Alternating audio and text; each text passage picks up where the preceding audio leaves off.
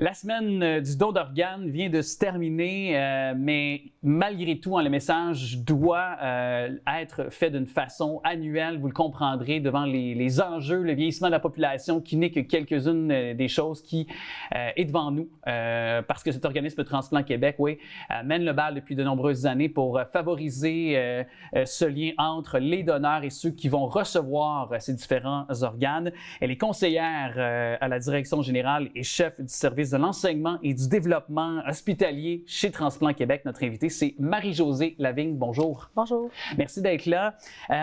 Chez Transplant Québec, il y a plusieurs indicateurs qui sont à la hausse. Je voyais les statistiques là, à l'issue de cette semaine toute récente de la Semaine nationale du don d'organes.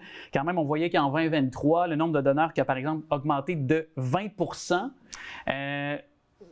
mais on voyait que le temps d'attente aussi pour un cœur est à son plus bas depuis 10 ans également. Donc, j'imagine qu'on accueille ça de belle façon, mais on explique comment que ces chiffres-là ont été meilleurs, disons-le comme ça, en 2023. Bien, c'est beaucoup de travail depuis plusieurs années à sensibiliser la population, mais aussi les équipes médicales dans les centres hospitaliers.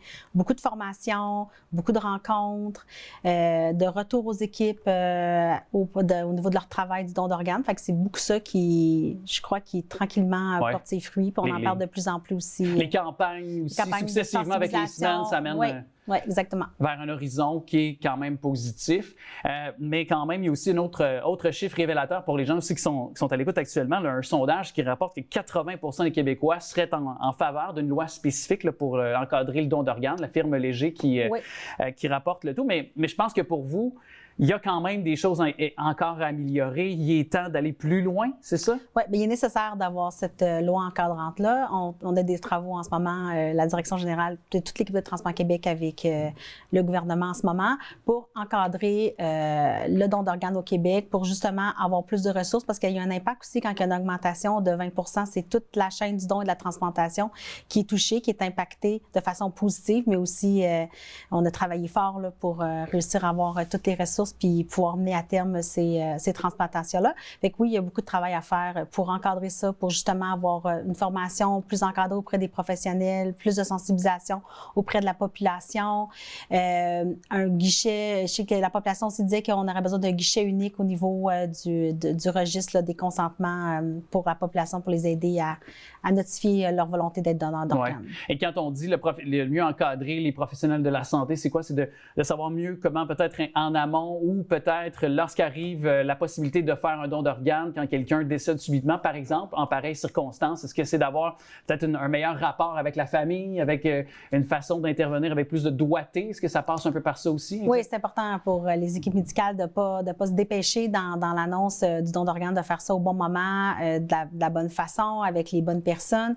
Donc, on encourage la formation, c'est ce que ça permet. Ça permet aux équipes médicales de reconnaître le donneur, mais aussi de faire la référence rapidement à Transplant Québec pour qu'on puisse entreprendre toutes les étapes importantes ensuite jusqu'au consentement de la famille, de la prise de décision en fait là, de la famille. Fait que oui, ça prend beaucoup de formation là-dessus, beaucoup de doigté, de sensibilité pour aider les équipes médicales à mieux faire l'approche avec nous en collaboration.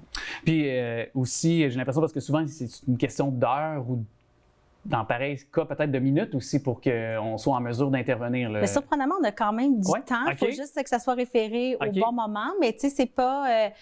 souvent, c'est un mythe, là. C'est pas comme on a la réponse puis on doit aller rapidement au prélèvement des organes. C'est un processus qui demande quand même du temps. Il faut évaluer les organes, il faut les qualifier, il faut les attribuer aux bonnes personnes, il faut laisser le temps aux receveurs de se rendre dans les centres hospitaliers pour être prêts pour leur transplantation. Fait qu'on a du temps. Fait que c'est important c'est ce qu'on enseigne, dans le fond, à nos équipes. C'est de s'assurer d'avoir vraiment le bon moment, puis que des fois, ça peut prendre quelques heures, quelques jours. Il faut vraiment être très au fait de comment se sent la famille. Là. Puis indiquer toujours, on le rappelle en pareille circonstance, c'est un message qui se cristallise toujours dans cette semaine, mais de le faire en tout temps, je le disais dans mon introduction, mais de pouvoir ouvrir le dialogue aussi. Si on écrit nos dernières volontés, on va par exemple chez le notaire, pour ne pas le nommer, indiquer nos dernières volontés. C'est important aussi de les mettre clairement aussi.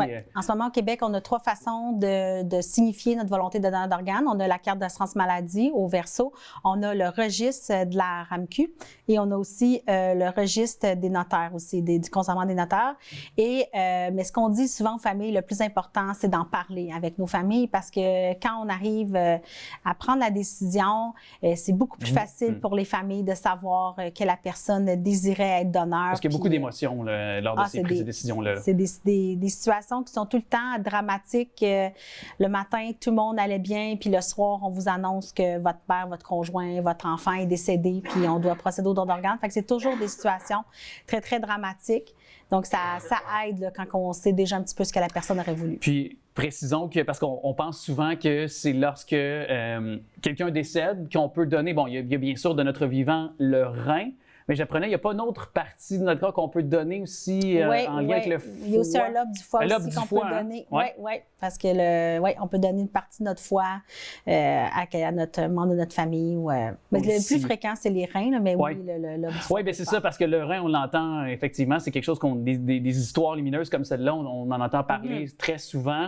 Puis il y a cette forme de connexion qui peut se passer avec notre proche. Ça vient tisser les liens encore plus serrés parfois, ou ça crée une nouvelle relation avec la personne. Il y a ça qui se passe, mais c'est important peut-être aussi de mentionner que je pense qu'il n'y a pas de lien nécessairement. Si on a 75 ans, 82 ans, notre organe peut être bon encore pour encore des années aussi. Il n'y a pas d'âge pour être donneur. Le plus vieux donneur avait 92 ans, il a donné son foie. Le foie se régénère. Là, les gens ne le savent peut-être pas. Fait qu'on a des histoires là, de patientes qui a dit « mon foie est rendu à 108 ans ». Oui, parce que son foie, le donneur avait comme 89 ans. Puis là, ça fait... d'années qu'elle a, puis elle dit, il y a 108 ans. C'est ça. Fait que, tu sais, il y a des belles histoires, puis il y a vraiment pas d'âge, puis les gens pourraient être surpris, les gens sont en forme, les gens prennent soin d'eux, même en vieillissant, puis vous serez surpris de voir ce qu'on peut faire. Puis, je pense qu'il y a aussi important de mentionner, on peut sauver jusqu'à, c'est quoi, c'est-tu 8 vies? Jusqu'à 8 vies avec le don d'organes. Oui, c'est vraiment, on change les vies. On change vraiment les vies quand les familles peuvent le faire. Ça donne un baume aussi un peu à la situation dramatique qu'ils vivent. Ça donne un certain sens. Puis les commentaires qu'on entend après, autant des receveurs et des familles de donneurs, c'est toujours extrêmement positif. Là. Alors, Transplant Québec qui mène le tout. Vous pouvez avoir plus d'informations sur les plateformes de Transplant Québec. Puis on a mentionné l'importance de signer votre carte. Il y a 3 moyens, 3 façons. Peut-être les réitérer en terminant. Je trouve ça important de le faire. Absolument. Il y a la carte d'assurance maladie. Il y a le registre de la RAMQ. Et il y a aussi le registre de la Chambre des notaires aussi, où on peut signifier notre consentement, mais le plus important, c'est d'en parler à sa famille. Alors, on retient ce mot et merci d'être venu justement nous en parler parce que c'est vraiment pour faire œuvre utile cette conversation. Merci beaucoup à vous. Merci.